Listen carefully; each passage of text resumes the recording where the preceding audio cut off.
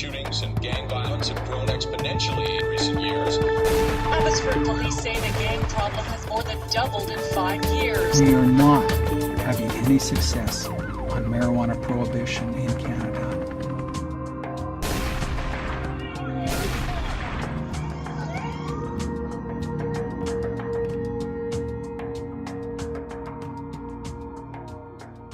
My mother said to me when I was very, very young, do the right thing, not the popular thing.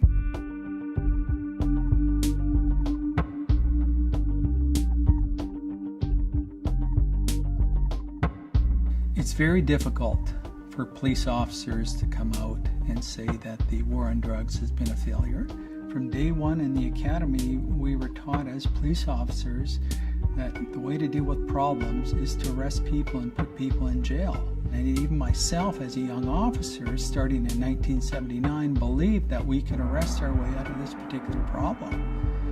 But over the years, as I went forward in my law enforcement career, I realized that years and years and years of spending money on enforcing prohibition for drugs has been a failure. And that is the feeling with many, many police leaders, but they publicly will not say it until they leave policing, because the culture will eat you up. And I have experienced this. They labeled me as not being one of them, as being an advocate for the drug user. Drug dealers are regulating marijuana right now. It's easier for our youth right now to go out and buy marijuana than it is to purchase alcohol and cigarettes. We need to start thinking long term. Number one is dealing with the issue of marijuana and ending prohibition and taxing the revenue that can come from marijuana.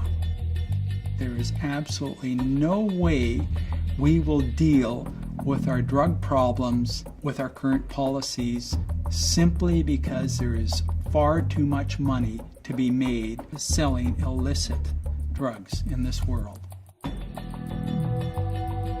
When I was a commanding officer of the drug unit, we had record-breaking interdiction of drugs here in Vancouver. We had record-breaking arrests. And we quickly realized that it did not make one iota difference, and the price did not change by 1 cent. And we found an increase in violence simply because the void has to be filled. People will get involved in the trade to make a lot of money because it is still illegal. The great demand for marijuana produced in British Columbia is the United States. So if the gangs can get their product to the United States, they can use that money to purchase cocaine, to bring it back here into BC, to even triple their profits. It's criminal organizations that are benefiting from the prohibition of drugs, especially the prohibition of marijuana here in British Columbia. The gang situation in Metro Vancouver is very, very serious. And we've had in excess of 300 people killed based on this prohibition of marijuana and the fact that they're getting involved in it to make some easy money. And they're not going to think twice about taking out someone in order for them to make more of a profit. If we continue with our current drug policies in Canada, we will have an increasing rate of gang violence in our communities. I'm in the political world right now. Hypocrisy is rampant.